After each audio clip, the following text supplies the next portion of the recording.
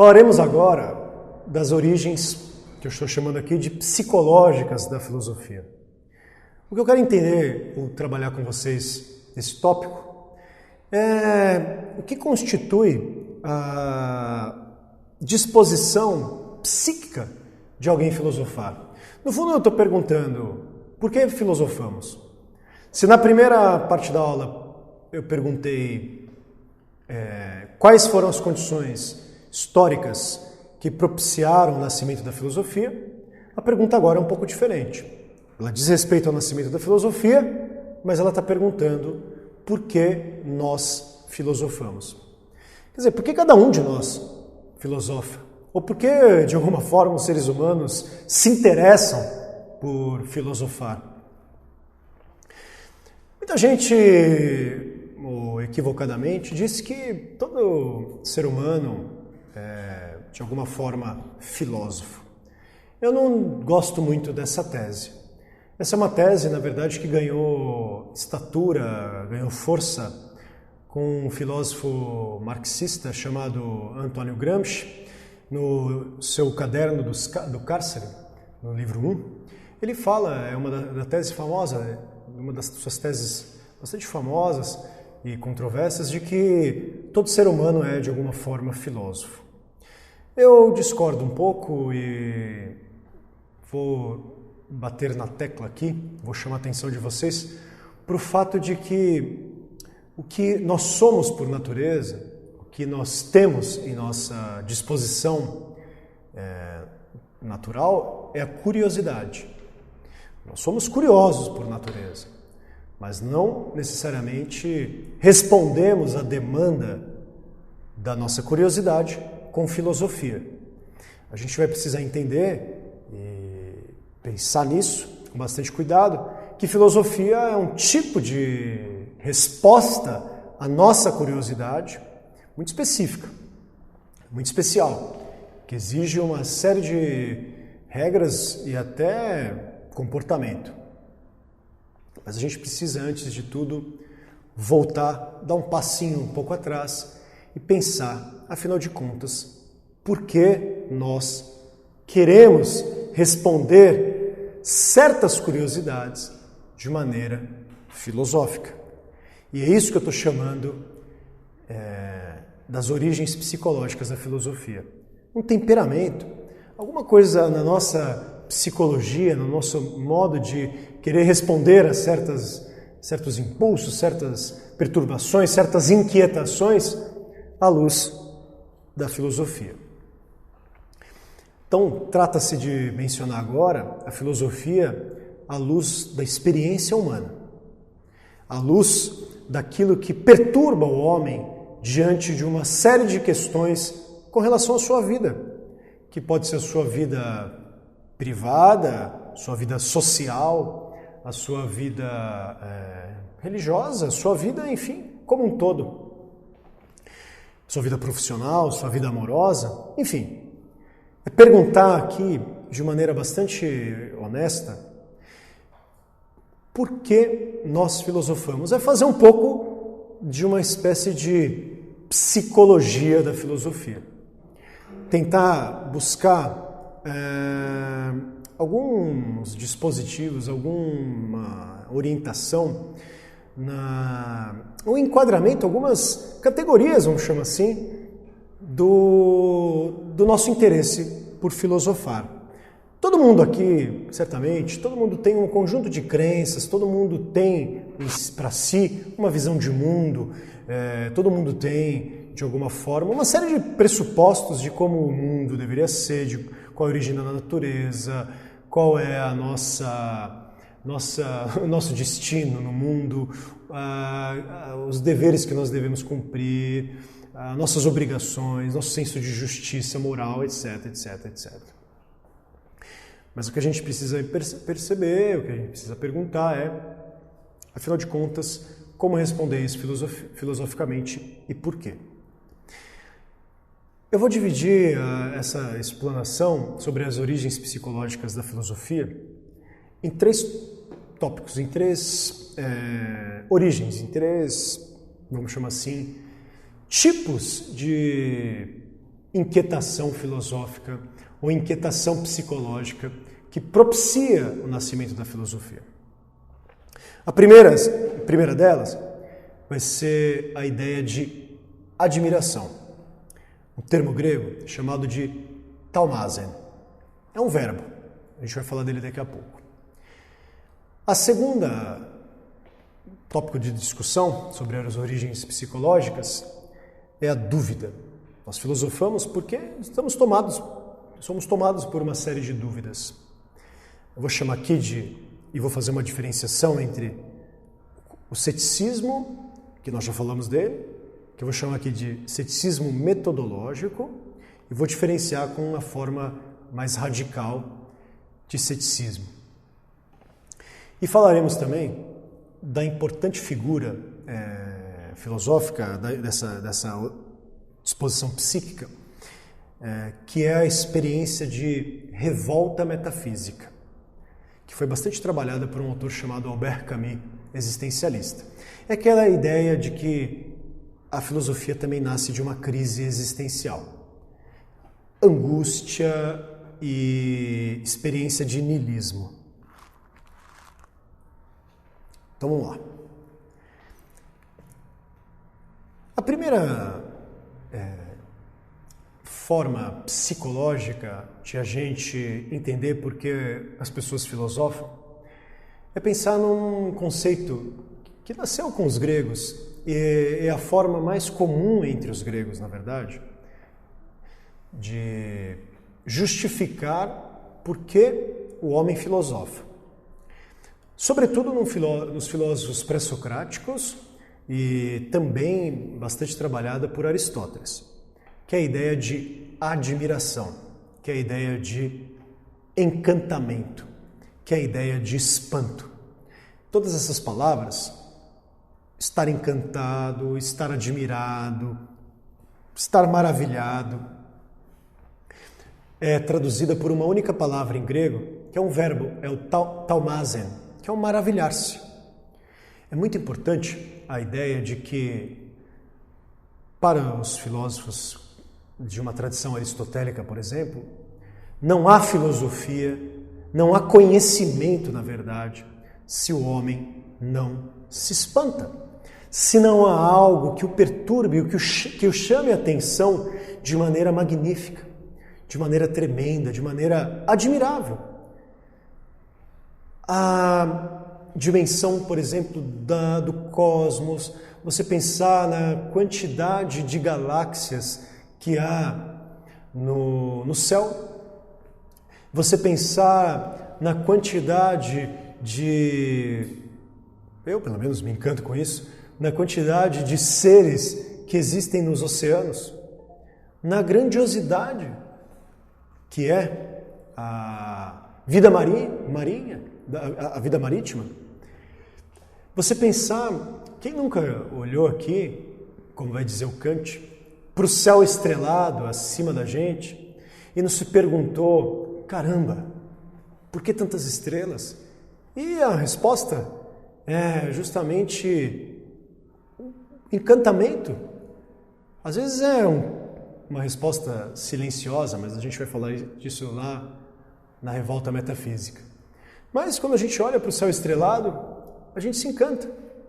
Eu lembro quando eu era garoto, quando eu tinha os meus 12 anos, aliás, foi a razão que me fez fazer filosofia. Que é, se me perguntarem, poxa, Francisco, por que você foi fazer filosofia? A minha resposta é uma resposta que começa na minha pré-adolescência. Eu estava andando, estava com um primo meu, estávamos na praia, numa casa de praia próxima aqui no litoral norte em São Paulo, e eu lembro, eu nunca tinha visto, eu sou uma pessoa da cidade, e eu nunca tinha visto tantas estrelas no céu. E eu olhei de forma, era uma madrugada, estávamos caminhando junto com a minha família, e eu olhei para aquele céu estrelado e meu primo fez uma pergunta para mim. Perguntou ele, você sabe o propósito de tudo isso? Eu já estava abismado, já estava boquiaberto com aquela quantidade de estrelas e que formava aquilo que nós chamamos de galáxia, que é um dos braços da nossa Via Láctea. Aquilo já me perturbava, pensar na quantidade de estrelas e o quão pequenininho eu era perto daquilo tudo. Eu me sentia arrasado, ao mesmo tempo que eu me senti pequeno, eu me senti poeira, eu também me fiz glória, eu também me percebi que havia algo a mais ali, que precisava ser questionado, que precisava ser perguntado, e que o que eu era perto daquilo tudo, ao mesmo tempo que eu sentia uma insignificância, eu também sentia uma motivação de continuar perguntando. Aquilo era demais, aquilo era fascinante. E esse olhar, quer dizer, admirar-se a isso, lançar o olhar para. Por quê? Porque ele olha, o olhar quer, de curiosidade, chamar a atenção. E é interessante, e o mais interessante de tudo, é que nós, seres humanos, diferente dos outros animais, não trazemos na nossa disposição psíquica, na nossa disposição biológica, a resposta daquilo que nós somos. Nós, como os animais, temos em nós um vácuo, um vazio. Um vazio que busca ser preenchido quando nós nos colocamos diante desse espetáculo, desse cenário exorbitante que é a realidade. Então, a primeira ideia de que a filosofia nasce da admiração precisa ser muito marcante. Nós gostamos nós sentimos curiosidade em ver uma grande tempestade. A própria morte causa um certo arrepio em nós, e nós queremos entender por quê. Lembra do primeiro filme que eu mostrei na nossa primeira aula, do garotinho perguntando para o pai, por que um cachorro morre, o que é a morte? Ele não está perguntando só no sentido de uma indignação, ele também está espantado, ele também está admirado, ele também está vivenciando a experiência de estar diante do espetáculo que é a vida.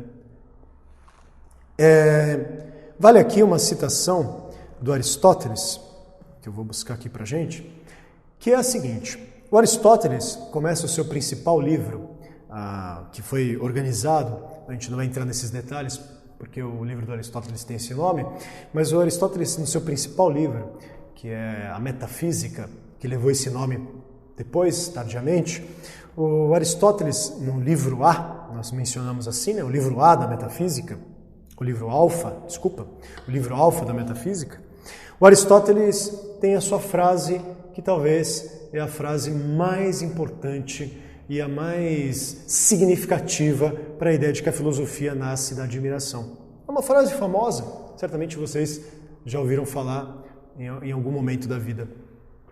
Todos os homens, por natureza, tendem, desejam, se dispõem a saber.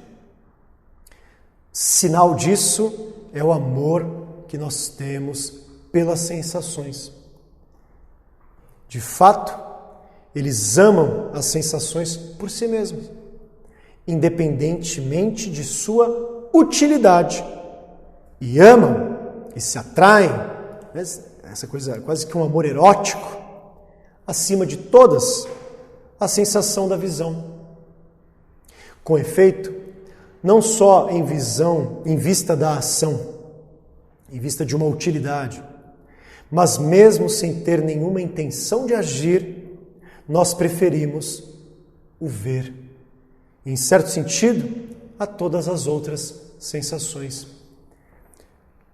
E o motivo está no fato de que a visão nos proporciona mais conhecimento do que todas as outras sensações e nos torna manifestas numerosas diferenças entre as coisas.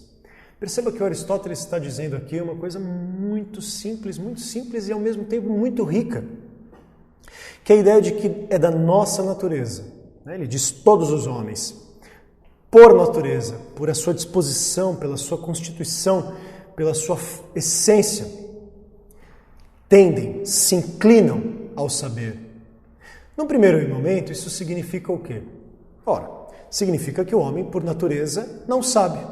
Ou seja, que o homem se reconhece como ignorante, que o homem é aquele que toma consciência de que a sua vida, de que a sua realidade, de que a sua existência como um todo não se completa, de que falta algo, de que há um vácuo a ser preenchido.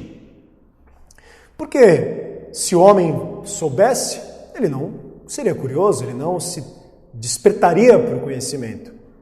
E se o homem fosse um completo mesmo, ignorante, a ponto de não ter sequer essa disposição para a curiosidade, ou seja, não ter consciência da sua ignorância.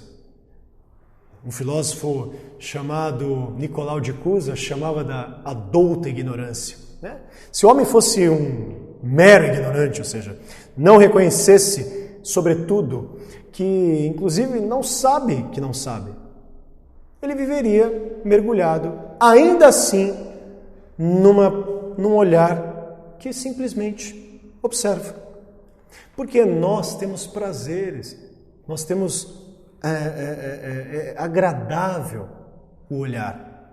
Quando você olha para uma paisagem, a paisagem é composta de uma série de elementos que diferenciam, e a gente olha só pelo olhar. As cores, a forma, o som, o desenho das nuvens, o desenho das montanhas, a nossa vista, mesmo que não esteja buscando conhecimento propriamente, que complete a gente no sentido de uma completude, de um cientista que está olhando uma árvore para entender sua origem. Não, nada disso. Aquele olhar sem qualquer pretensões científicas, sem qualquer pretensões em busca de uma ação, mas aquele olhar que é o olhar mais simples, mais singelo, de alguém que está navegando junto com a realidade, de que está observando o pôr do sol, o nascer do sol, e descobrindo que ele participa, como homem, dessa realidade. O Aristóteles entende que nós olhamos pelo prazer de olhar, que nós olhamos, acima de tudo, porque nós encantamos, nós reconhecemos que nós estamos junto com as coisas. Outra ideia importante do Aristóteles, outra passagem famosa do Aristóteles, é a seguinte, de que nós, de fato, começamos a filosofar, seja nesse momento, ou lá com os primeiros filósofos, por causa da admiração. Na medida em que inicialmente ficavam perplexos diante das coisas mais simples. Pensa, por que vem a noite depois do dia? Por que vem a primavera depois do inverno? Por que depois do verão vem o outono e assim sucessivamente? Por que há movimentos? Enfim, o homem sempre perguntou, sempre teve a curiosidade de entender se nós somos os únicos a habitar o cosmos ou a outros seres inteligentes. Os problemas começam de forma simples e podem chegar às mais complexas maneiras de conhecimento. Entender, por exemplo, a constituição mais íntima da matéria, ou ser capaz de mandar pequenas naves, ou fotografar galáxias distantes. Não importa se nós hoje somos capazes de criar um acelerador de partícula com a mais sofisticada tecnologia, mandar o homem para Marte, não interessa isso. O que interessa, é isso que Aristóteles está dizendo, é que nós somos motivados pela admiração, nós somos motivados pela perplexidade de existir nessa realidade. Nós somos motivados, acima de tudo, pelo fato de que nós queremos saber pelo saber, sem menor interesse.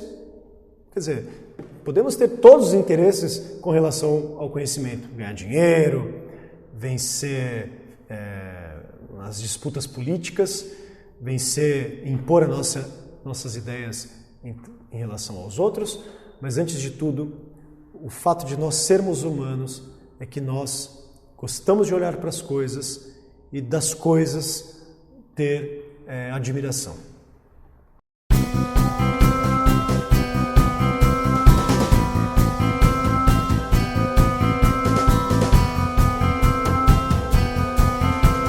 Olá pessoal, tudo bom? Agora você pode contribuir com o Burke Instituto Conservador sendo nosso aluno. Então acesse a nossa plataforma www.burkeinstituto.com e seja nosso aluno. É você que mantém este trabalho, é você que mantém essa causa. E você pode ser assinante do Burke Instituto Conservador através do cartão de crédito ou através de boleto.